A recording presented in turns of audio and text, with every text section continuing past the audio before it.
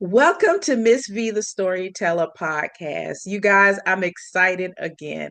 I am so excited to have my special guest on today. We met a few weeks ago, maybe a month or so ago, at what they call SpeakerCon. And her and I ended up sitting at the same table. And we started to talk, and she started to share some of her story with me.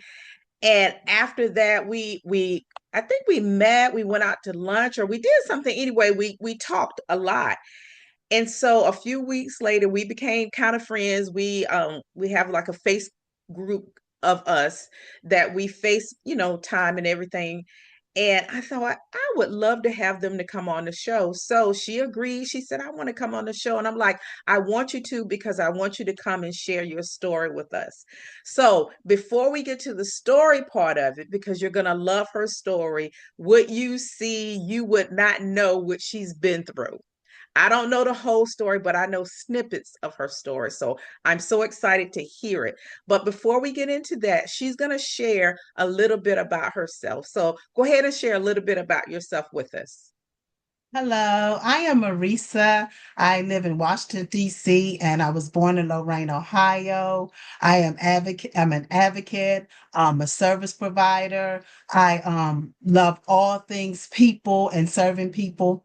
I'm a community-based person, so I focus on people that have gone through trauma, substance use disorders, mental health, sexual assault, and things of that nature, because I have lived experience. I have a bachelor's of social work with a focus on mental health, where I will be going back to school to focus on obtaining my master's of social work. I am just super excited to be in the room. I am excited, and I just thank you, Miss V, and the audience for allowing me to share my story. Awesome. So, if you're a service person and you deal with people, you have heard some stories. Yes. So, when you hear story, it makes me for me, when I hear other people tell stories, I want to share my stories with them. So, you know how I feel about stories and the importance of us sharing our stories because our story, our life, the things that we've gone through our life, those are stories, and they're not always for us to hold on to. It's for us to share with other people, to inspire, to help them, to lift other people. So that is one of the reasons why we have Miss V the Storyteller podcast, is so that people can come on, share their story, and to be an inspiration to other people. So with all of that said, Marisa is going to share her story with us. So sit back and listen and learn and glean. So go ahead and share your story with us. So, at 15, I lost my voice. I lost a dream of becoming a cosmetologist. I was enrolled in Chamberlain Vocational High School, and I was excelling. I was super excited, and my mom was excited for me. However, growing up in a Pentecostal home, there was this thing where it felt like I was being too grown. I love Mhm. makeup, I love hair, I love nails, and my mom was proud of me. However, there was a challenge with the way I was brought up, and immediately I was snatched out of the school. I was snatched out of the school. Unbeknownst to me, I was upset. I was angry. I was frustrated. I just didn't understand why. And my teacher said that I was doing well. My mom was about to buy me a head doll to work on the doing the hair part, and I was snatched out of school. So, in being snatched out of school, my mom and this other person placed me into the neighborhood school. This school was large. I knew no one. I was a shy person. So, I'm coming from a dream being snatched from being with peers who understood me, peers that knew who I was and also had the same dream that I did. So, Mm. a dream deferred, I became defiant, and it spiraled down in a really bad place. I lost my identity. I began to hang out with people that weren't the best for me. I was introduced to drugs and alcohol. I was sexually assaulted by one of the boys I began to cut school.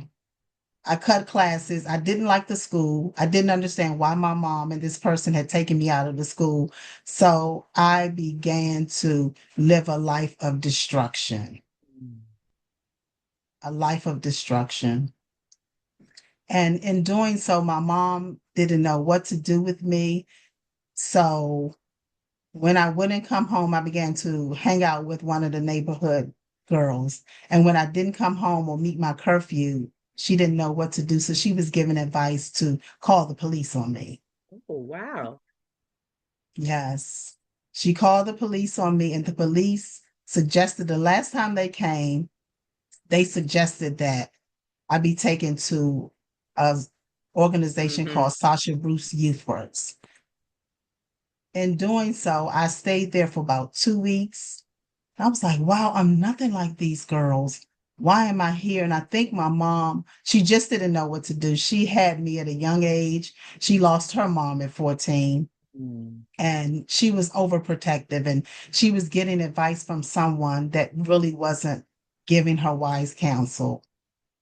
And I just spiraled out of control. I stayed there for 2 weeks and it's like, no, this place is not for me. So eventually I began a life of promiscuity. I dated guys that weren't the best for me, and I even dated an older person where this ended up into a sexual assault and a domestic violence because I only knocked on his door when I couldn't get into the house. I and he knew that. He preyed on me. He preyed on me. He preyed on my vulnerability, Hmm. and it was just a mess. It was a mess. And I found myself homeless. I was homeless for a period of time. So from 15 up until 20, I was back and forth. I began to say, you know what, I need to do something with myself. So my mom put me in Job Corps because we were back and forth speaking, but I didn't really live there. I was from pillar to post. So as a 15, 16, 17, 18, 19, 20 year old, I was lost for a long period of time. And I went to Job Corps, but Job Corps was not the best for me. The resident service persons, they were quote unquote, they were sleeping with the youth. There was just so much. So here I am going from one Oh, situation to another. So I yeah. did not obtain my GED. I got a counter clerk certificate and I was on my way. So for years, I didn't know my destiny. I was in my 20s without a GED, without a high school diploma, and I ended up working at McDonald's. From McDonald's, one of the store managers saw my work ethics and he was a manager at Safeway. So he hired me. He said, oh my gosh, you're awesome. But at the time, I was going to school to get my home health aide certificate. So I had gotten that. So I left McDonald's, worked at Safeway, and was working as a home health aide. So I had two jobs. I literally just loved service work. Mm. And as a little girl, I wanted to become a nurse. I've always loved the Ministry of Health. Worked at Safeway for a bit and some things transpired. And I won't go into that too deeply because I am writing about that. But I will say I ended up working at another grocery store, Giant Food grocery store. It was then where one of the old cashiers saw me and she was the store manager and she immediately wanted to hire me. She said, I want her in customer service because I've always had a gift of gab and friendly and just love people. I excelled to do that. And I said, Lord, I am tired of not having my high school diploma. I don't feel like I'm living in my purpose. I have to go back to school. So I tried the GED programs. For some reason, math was not my friend. Math and science, I could not. I just couldn't pass those courses. I passed every course except math and science, and a friend introduced me to a program called Baloo Stay. I did those night classes and I ended up not getting a GED, but a high school diploma at Yes. 42 years old. Awesome. 42 years old. So for 10 years, I worked at Safeway, and 10 more years, 16 years, I worked at Giant. But through that, through working in customer service and through working with people and them coming to me, sharing their stories and me counseling them, I was like, Lord, after getting my high school diploma, social work, that's what you call me to do. Mm. So after getting my high school diploma, I decided to go back to school. I said, I want to register for the University of the District of Columbia. Now, I know I have challenges, and the acuplacer test is going to be math and more math. And yes, the acuplacer test, I did not pass it because of math. I didn't pass math and like 2 points away from English. But what I did do, I took those basic classes and I excelled. I ended up getting an associate's, and from my associates, I got a bachelor's of social work. Awesome. Now I'm living in my purpose. Yes. Yes, I living in my love purpose. it. I love it. But what you don't know is we do have something in common because I am a cosmetologist. Oh, I wow. am a cosmetologist and I have a story about what happened because it was something similar. Um, because and I was the opposite of you. I love math and science. That's my thing. And history. I love history. But English wasn't so great for me because I had a learning disorder that was not diagnosed until I went to college. And one of my classes were talking about learning disabilities, and I realized that I was dyslexic. That's why letters ran all over the page for me. Like letters would be in the wrong place. And that's sometimes why I mess up people's names and I do things like that because when I can see things differently anyway. But it's so funny that you talked about being a cosmetologist because that kind of was started in my family. My great grandfather had a barber shop, and behind it was a beauty shop. So I was raised around it as a little girl. I would go to the beauty shop and sweep the floor. And I would go to the barber shop and talk to my great grandfather. We call him Big Daddy. I used to talk to him. So when I became a teenager, being shy, keeping to myself, that was the one thing that I knew how to do because I had been around it. So I applied for this program and I got in. And one of the main reasons why I got in was because I had perfect attendance and you had to be committed to it. So I got into it. I'm going and I told my mom about it. And she was like, that's fine because what happened was half the day at regular school, I would be in high school. And then the other half, I would go to this school. It was called VOTEC. And I would go there for the other half of the day. So when I graduated from high school, I had my license, my cosmetology license. But this is where the story kind of changed. So because I had that, I did not want to go to college right away. My dad was not having it. You going to college? You are going to college. But I did not think that I was mentally prepared for it because of me losing my voice and all the Yeah. trauma and all the things that I went through when I was in school. So I wanted to go into working in a salon. My dad said, if you don't go to college right away, I'm not paying for it. And he didn't. He did not pay for. I did what I thought was best for me. I started to work in salons, and then eventually I decided I wanted to go back to school. I went back to school, paid for it myself. Yes, I Wow. did. I paid for it myself. I went back to school for education, became a teacher, and I did it all on my own. So I got my cosmetology license, and I did all of this on my own because I did not want for just because my dad said he wasn't going to pay for it, that to be a reason for me not to get where I am today, which Yes. is a whole nother story about Yeah. it. But I love that, you know, because even though you didn't become a cosmetologist, you still set out for your goals and you reached them. This is a question that I love to ask. I'll tell you what I learned from one of the questions I always ask is when you look back over that time period in your life when things were going that way, what is a major lesson that you learn from that?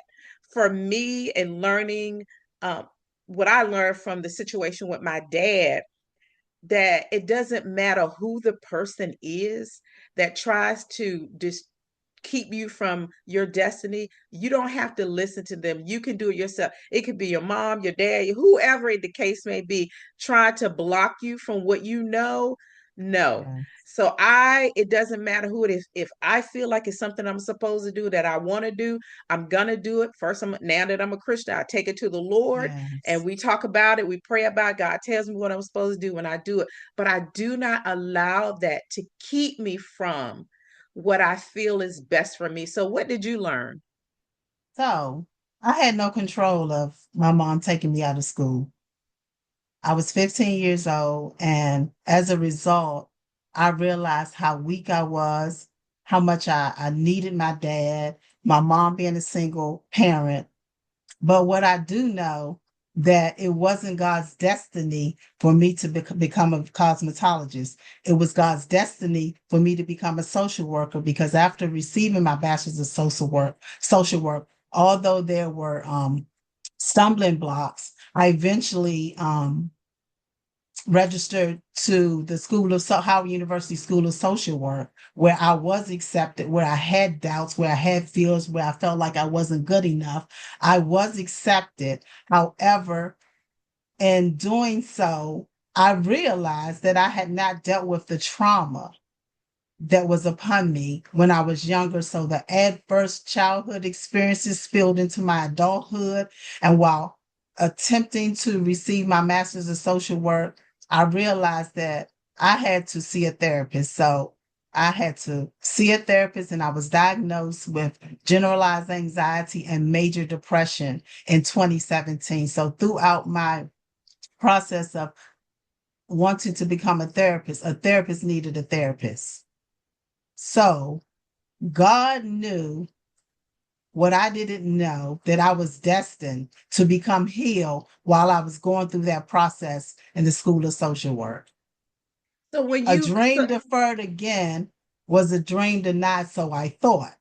So I withdrew from the School of Social Work 4 weeks into me going to gain my master's, but the alcohol, the worry about finances, toxic relationship, again, this all spilled in from my childhood to my adulthood. God set me down for this time so that I could become healed and draw a closer relationship with him because I had forgotten about him. I was focused on my career and not the one that provides. I know that's right. So, Yes. if you were sitting down with your, let's say, your 12-year-old self, what is a piece of advice that you would give her? What is a lesson, something that you learned and you look back on it and you say, if I was, now that I look back on it at 12 years old, I would tell myself what? I would tell myself, Marisa, this is not the end. Trust in God, believe in Him, and no matter what it looks like, you can get through this. I was not, I was weak. I was self-loathing. I didn't love myself. I wasn't affirmed. So I would say be strong and be a leader, not a follower. Well, that's good. I like that because I would tell myself not to lose your voice. Do not Yes. allow anyone to take your voice away from you or take your ability to make decisions. Do not allow Yes. people to make decisions for you. You know, they can guide you, but ultimately it has to be your decision. So, Yes. with all the work that you do, since you've graduated, we have letters behind our names now and all that. When you all the work that you do, what is the most enjoyable part of all the different? I know you serve people, and you love to serve. I also know that you write and you do other things, but when you look at all of it, what is that thing that you say, I enjoy this the most? Because I have lots of hats. And one Yes. of the things that I enjoy the absolute most of everything that God has called me to do is I love one-on-one coaching. When I am sitting down with a client and I'm helping them with their story and we're talking about it, and I when they get something and I see it in their eyes, that brings me so much joy. So what is the one thing that you say, I love everything that I do, but I love this the most? Seeing the results. So I'm a resident service coordinator as well as a youth engagement specialist for Sasha Bruce, where I was a client. Okay. So I came back to I was working during COVID, and I was working for a church. I was the community and congregation care technician, and we were looking for organizations to sow into and to donate. We wanted to be donors for them. And as I was doing the calling, they were on the list, and I shared a bit of my story. So I went back to do a group, and in doing that group, I was asked to be hired. Well, I actually asked if they were hiring, and I got a job. I landed a job, but seeing the results, Mm. seeing people that understand that where you are is not where you're going to always be. Better is the ending of the thing than the beginning of the thing. Ecclesiastes 9:11 is one of my favorite scriptures, but seeing the results, one of the residents that I work for, when I first started working there, she didn't have a job. She wasn't holding her head up. She was discouraged. While working with her, I was able to help assist her with a resume. And now she's working, she's traveling, she has a passport, and she is just so excited that she's able to sow into her kids and take them on trips. But just seeing the results and seeing how the clients and the residents are confident in themselves, just pouring Yeah. the love and the support and affirming the residents and the clients is what really gives my heart joy. I love that because Yes, that's just like yes, me. After once we get the story developed and I teach them how to share the story, when I sit back, I'm yes. like a proud mama. Yes, It's like proud that's mama my bear.